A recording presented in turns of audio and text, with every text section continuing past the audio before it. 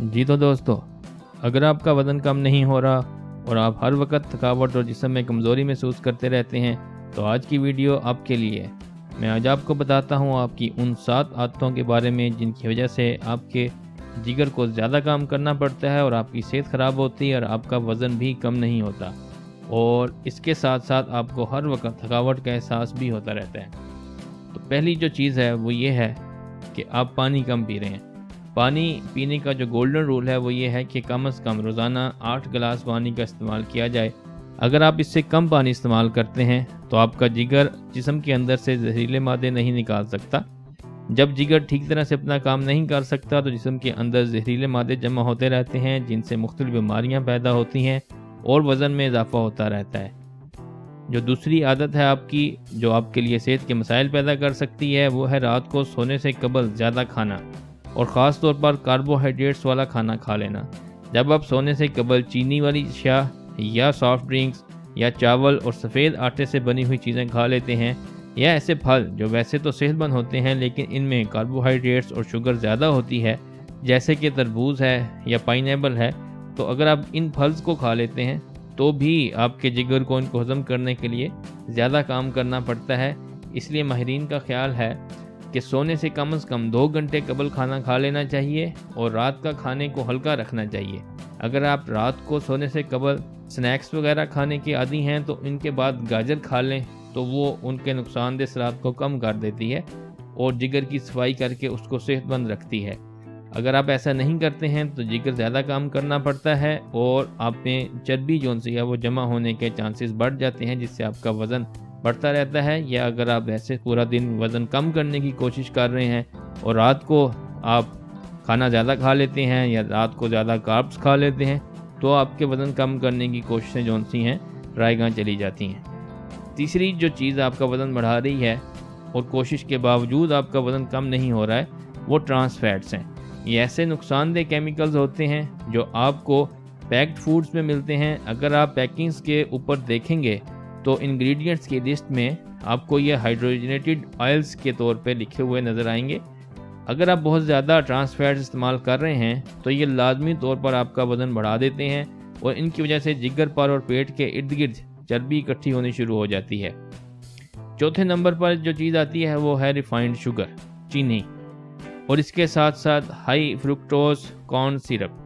अगर आपकी रोज़मर्रा ज़िंदगी में इनका इस्तेमाल ज़्यादा है तो साइंसदानों का मानना है कि ये इतना ही आपके जिगर के लिए नुकसानदेह है जितना कि शराब नोशी। फ्रुक्टोज चर्बी में तब्दील होकर जिगर पर जम जाती है और फैटी एसिड पैदा करती है, और इसकी वजह से ना सिर्फ आपका जिगर के जो फंक्शंस हैं वो मुतासर होते हैं, दूसरा आपके वज़न को कम करने की जो कोशिशें हैं वो भी रायगां जाती हैं। 5वें नंबर पर आ जाता है आपकी आदतों में आपकी मुनासिब एक्सरसाइज ना करने की आदत। अगर आप अपने जिस्म की ज़रूरत और अपनी उम्र के मुताबिक एक्सरसाइज नहीं करते तो उसकी वजह से भी आपका जिगर डिटॉक्सिफाई नहीं होता और जहरीले मादे जिगर और जिस्म के अंदर ही रह जाते हैं। इसलिए ज़रूरी है कि वर्जिश को रोज़मर्रा ज़िंदगी का मामूल बनाएं। बेशक आप कुछ देर के लिए वर्कआउट ही कर लें, घर में वॉक कर लें, घर से बाहर कुछ जगह पे जाके थोड़ी सी वॉक कर लें, कोई ना कोई वर्जिश और कोई ना कोई फ़िज़िकल एक्टिविटी को ज़िंदगी में शामिल करें। दूसरी सूरत में अगर आप अपनी कैलोरीज़ की लिमिट में भी खा रहे हैं तो भी आपका वज़न कम नहीं होगा। आपको फ़िज़िकल एक्टिविटी को अपनी रोज़मर्रा रूटीन के अंदर शामिल करना पड़ेगा। इस लिस्ट में 6ठे नंबर पर हमारी जो आदत है जो हमारे वज़न कम ना होने देने की वजह बन रही है वो हर्बल सप्लीमेंट्स हैं। आजकल बाज़ार में काफ़ी सारे हर्बल सप्लीमेंट्स अवेलेबल हैं जिनके काफ़ी फ़ायदे लिखे होते हैं। तो उन सप्लीमेंट्स को अगर आप सिर्फ उनके फ़ायदे पढ़कर इस्तेमाल कर लेते हैं तो उनमें से कुछ ऐसे हर्ब्स होते हैं जो आपके जिगर के फ़ाल को ख़राब करते हैं और उनकी ख़राबी की वजह से आपका वज़न बढ़ना शुरू हो जाता है, या अगर आपका वज़न बढ़ा हुआ है तो वो कम नहीं हो रहा होता है, आपका जो मेटाबॉलिज्म है वो डिस्टर्ब हो जाता है। इनमें एक कावा नाम की हर्ब होती है, उसके एक्सट्रैक्ट्स जो से हैं वो जिगर के लिए बहुत नुकसानदेह होते हैं। तो इसलिए ज़रूरी है कि हर्बल एक्सट्रैक्ट्स को इस्तेमाल करने से कबल इनकी मुकम्मल तफसीलात हासिल कर ली जाएँ और देखा जाए कि ये इनके फ़वाइद क्या हैं, इनको किस मकदार में लेना है और किन सूरतों में इनको इस्तेमाल नहीं करना होता है।